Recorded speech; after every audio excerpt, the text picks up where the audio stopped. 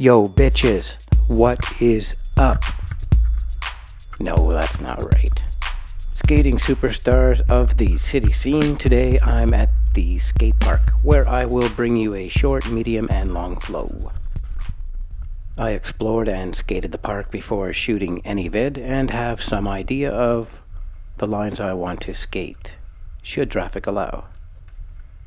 As usual, my narration will deviate from what is actually happening on screen. I think it's a brilliant tactic because if you get bored of the skating, maybe the narration will interest you. If the narration is pissing you off or putting you to sleep, then you can mute and watch to your own music. When I'm at the skate park, I lurk and don't engage anyone out of habit. This has been reinforced by various incidents over the years. Nothing too hardcore, let's just say I've never been under the impression that boarders are overly interested in inline skating. Hell, I'm so paranoid over the rift that I can't help but think the exclamations in the background are laced with mockery. They're making fun of me. Maybe there's a little of that. As I skate, however, it just seems like well-natured sportsmen having some fun. Maybe the skate-hate debate is about douchebags and not skaters. That would make me at least 1/8 douchebag for my odd snidey skatist remarks over the years. Yeah, 1/8 douche-tard is probably generous. Trust me, when I'm unedited, it is not all well-considered vocab and positive sentiment. It only hit me recently that city skating is the skating equivalent of MMA. Seriously, think about it. It is only through the fusion of hockey, aggressive, and speed that one becomes the best possible city skater. A city skater who does not sprint or carve like a hockey player is like a fighter who cannot punch. The skater that cannot jump obstacles or shred stairs like the aggressive skater is in the octagon with no ability to kick. And the skater who does not value pure stride form has no real ground game. No skate jitsu.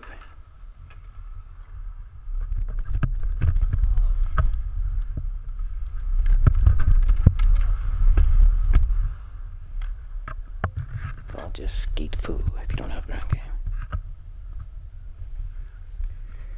Alrighty.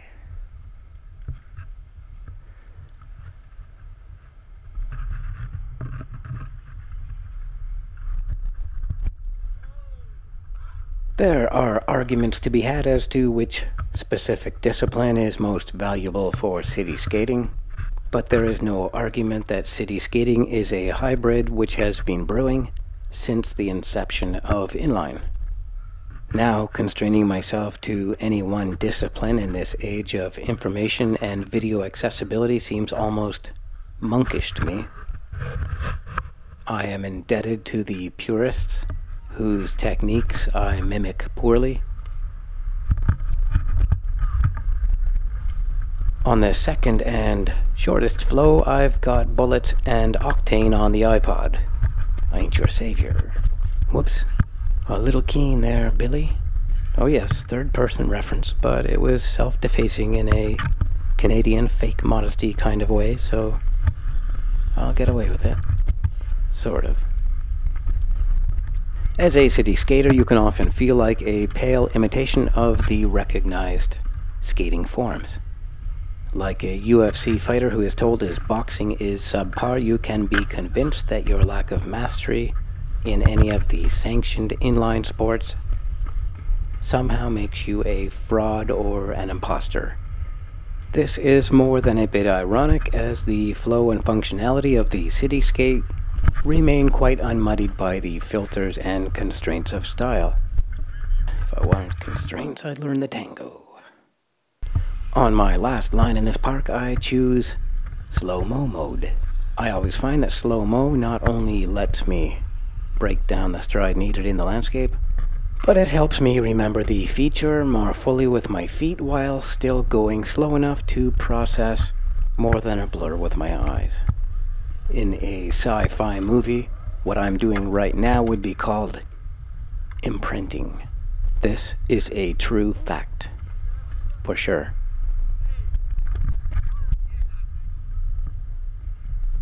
And we are off onto the road home.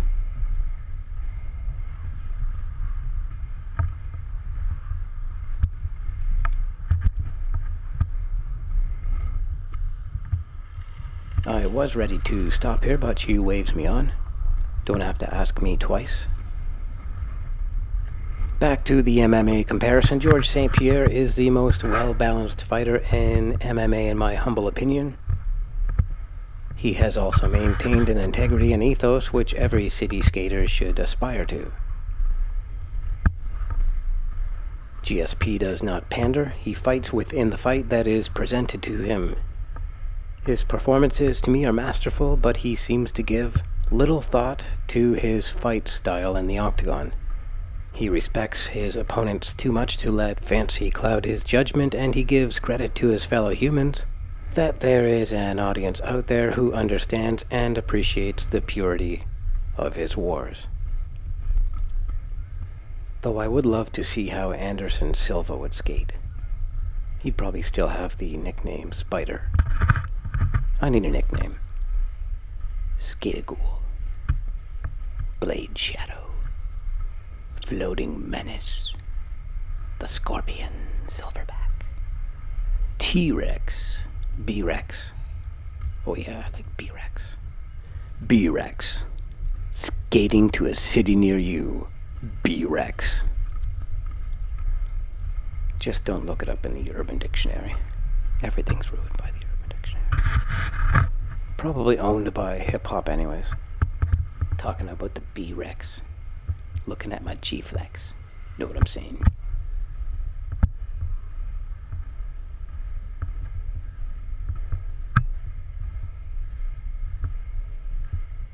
On this skate home, I did not really have a lot left. I felt like I'd come from a heavy leg session in the gym, not in peril of seizing, nor was I threatening any speed records.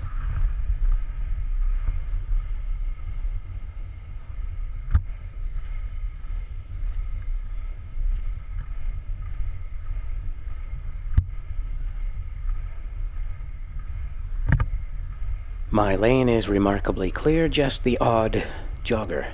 Very odd. There's no bikes to judge myself by. This is probably a good thing.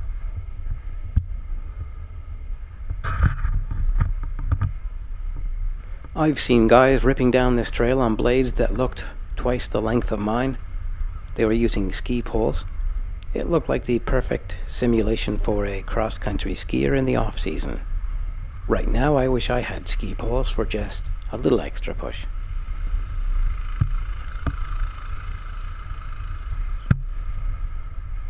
Okay, until now I was happy just to maintain enough momentum to have fun.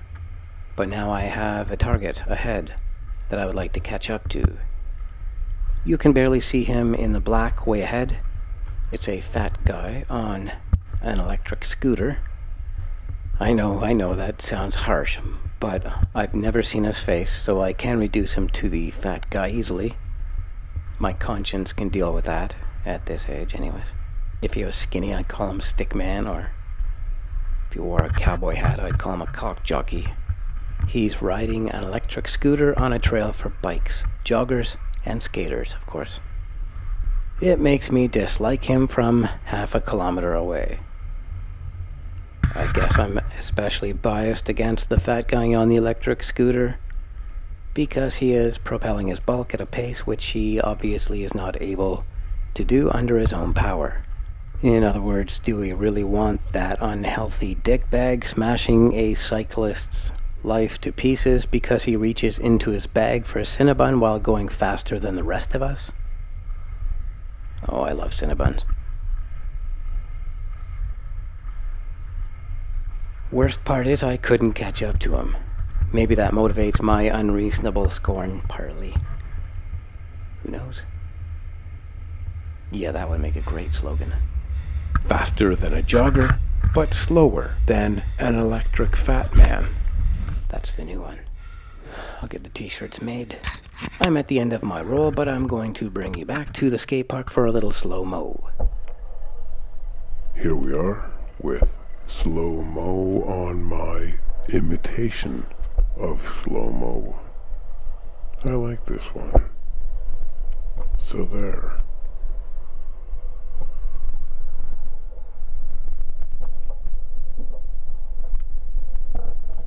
I think the slow-mo helps break down the flow and clarifies various segments.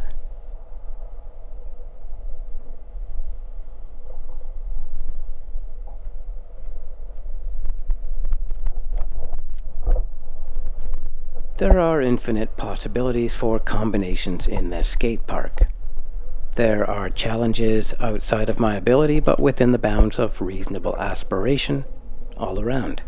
I am convinced that it is not so much ability which keeps me safe and progressing in the city, but rather the understanding of my capabilities and limitations that facilitates the expansion of my flows beyond previous or conscious expectation.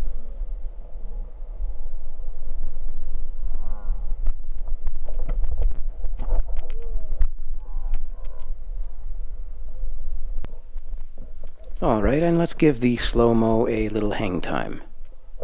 Music, please.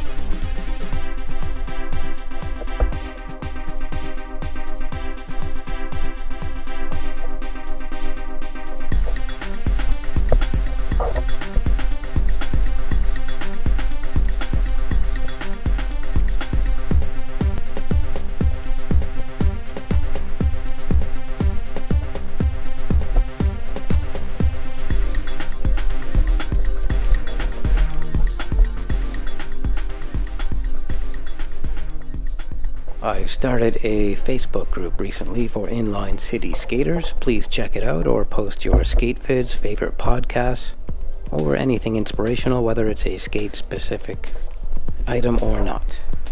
Inliners of planet Earth, the time is nigh to unite. Sub to this or any other inline channel today, then go and put your damn skates on.